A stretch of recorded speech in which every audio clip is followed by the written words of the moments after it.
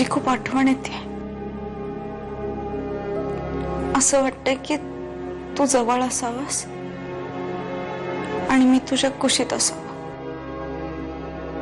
आणि मग तू मला म्हणावंस, आशू घाबरू नको, सगळं व्यवस्थित होईल. सगळं नीट होणार आहे. का रडतेस येडू? इन्सिमिनेशन नंतर 15 दिवस महत्वाचे असतात. त्यातूनही 7व्या दिवशी ovulation probability is very high. बरोबर ना? हो बरोबर. आता 9 दिवस होऊन गेले, म्हणजे 2 दिवस पेशन्स ठेवलाय की नाही मी? हो रे माझ्या सोन्या, अगदी खरंय. मग आता विचारू अश्विनीला?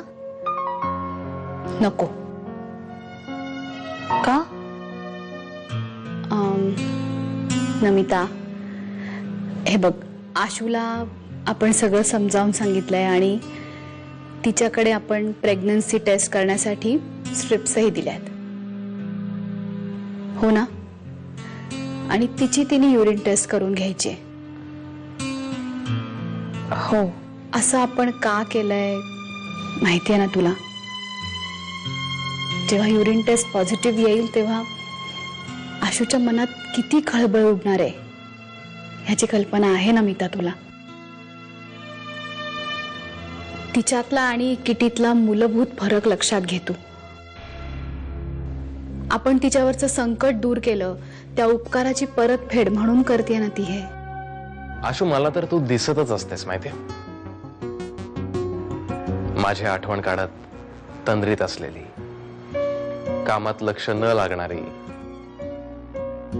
आपल्या नंतरच्या स्वप्नांमध्ये रमलेली, हसणारी. तू कसा आहेस? मी अभ्यास टॉप क्लास आणि नोकरी नो क्लास. म्हणजे आशू, तू लगेच काळजीत पडतेस हा? मी तुला मागे सांगितलंय ना, अगं रिसेशनचा फटका इतका जोरदार आहे की फायर अँड फायर मुळे आज जे आहे ते आहे, उद्याचं माहिती नाही. समीर, आशू घाबरू नको ग तू. तू घाबरलीस तर कसं चालेल? अगर आणि तुझ्या सपोर्टवर तर मी इथे टिकून आहे. दूर असलो तरी जवळ आहे तुझ्या, हो ना? हो.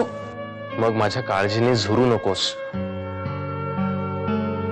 तुझा लाजोळा चेहरा नीट लपवून ठेव. बघ, 9 महिन्यामध्ये बारशाचं आमंत्रण घेऊन येतेस की नाही बघ. लावतेस बेट?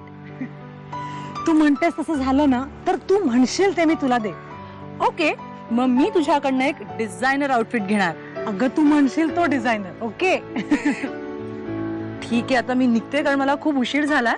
हा, काळजी घे स्वतःची. आणि तू पण अशी येत जा, एकदम गायब होऊ नकोस. आणि काही झालं तर कळव मला. चल, ठीक आहे, बाय. तू पण घे काळजी. या. सोपवलेल्या कामाकडे दुर्लक्ष करून कसं चालेल? पुन्हा नाही होणार असं. आणि अश्विनी, हे जे तू डीटीव्हीचं काम करतेस ना, ते तुझ्यासाठी रोजचं काम असेल, पण कुणासाठी तरी ते फार महत्वाचं आहे. त्यांनी मोठ्या विश्वासाने तुझ्यावरती काम सोपवलंय आणि ते नीट पूर्ण करणं ही तुझी जबाबदारी आहे. काही समजते का? हो. आणि आपण मागितलेला मोबदला लोक देतात ना आपल्याला. अहो, रक्ताचा पाणी करून आपण आपली ती साईट बनवलेली असा. आपल्या मालकीची जागा आपल्या ताब्यात येतलीच. अहो, देवाच्या काठीचा आवाज कोणाक ऐकाक येत नाही. बघूया काय होतंय नक्की ते उद्या. अगं, काम देणाऱ्याने तुझ्यावरती जो विश्वास दाखवलाय त्याला तू पात्र ठरायला हवंस. ज्या क्षणी तू एखाद्या कामाला होकार देतेस त्या क्षणापासून ते काम नीट पूर्ण करण्याची जबाबदारी तुझी असते. आणि त्या जबाबदारीसाठी मनापासून 100% देणं हे मग कर्तव्य ठरतं.